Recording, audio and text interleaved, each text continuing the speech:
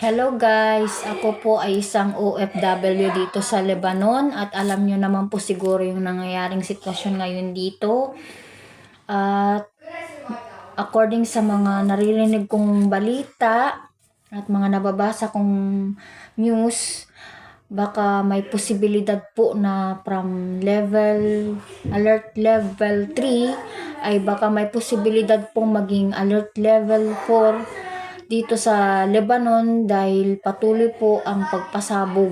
Patuloy pa rin yung pasabog ng bansang Israel dito sa Lebanon. So, pag ganun po, meron din pong posibleng mass repatriation ng ating embahada at pag mass at mandatory repatriation ay walang magagawang mga Pilipino kundi umuwi ng bansa nating Pilipinas.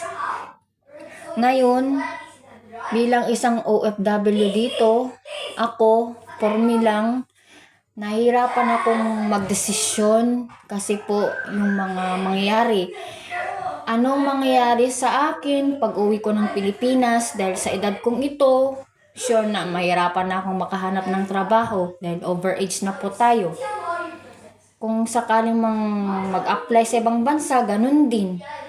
Mahirapan na din. Talagang wala na, malabo na kasi yung edad. Gusto ng mga amo ngayon at mga ibang business establishment, mga bata. So, paano yung isang katulad ko na isang single mom na nagpapaaral ng college, anong mangyayari sa akin sa Pilipinas?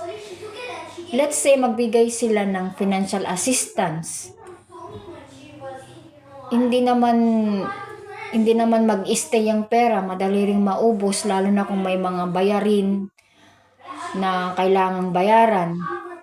Kahit sabi mo pang magpatayo ka ng business, what if hindi maging successful? Anong mangyayari?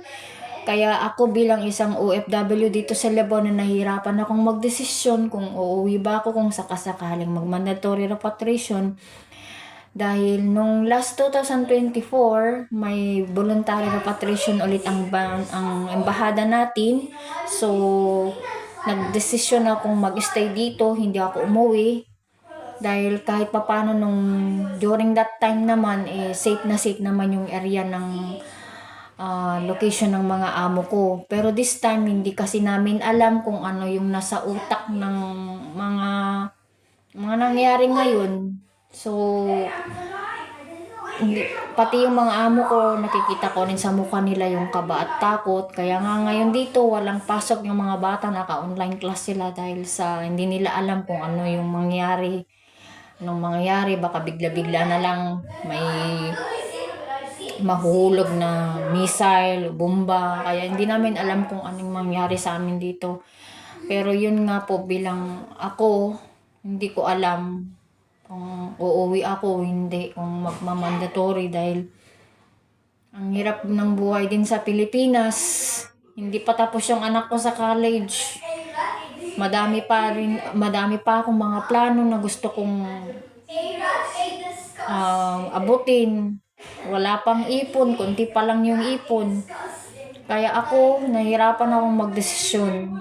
Sabihin nyo ng tanga ako, bubo, pero habang wala kayo sa sitwasyon namin dito, hindi nyo masasabi. Hindi nyo mararamdaman yung nararamdaman namin.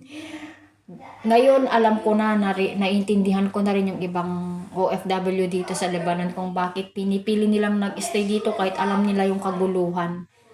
Kasi po yung iba po sa amin dito, sinwerte naman sa naging amo. Ang hirap iwan yung pamilyang nakatulong sa'yo.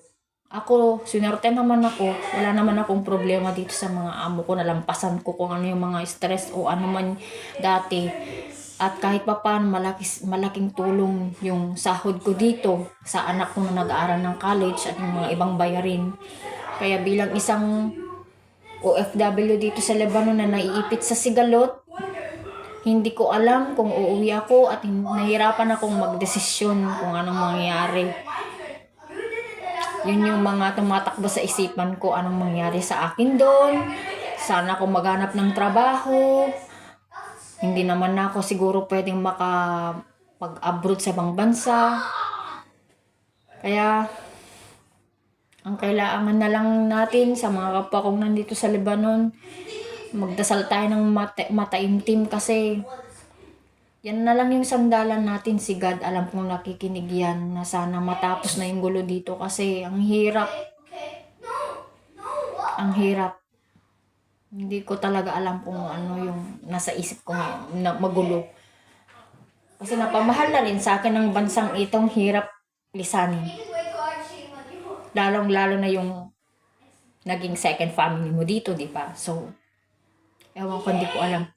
Kaya sa pamilya namin yan sa Pilipinas, isama niyo po kami sa dasal na sana matigil na to. At sana walang masawi dito na Pilipino. Sa lahat ng mga nandito, keep safe po tayo mga kabayan at dapat lagi tayong alerto at updated sa ipupus ng embahada natin. Pray lang po tayo, pray lang. Yan lang yung kailangan natin ngayon, magdasal lang mataimtim.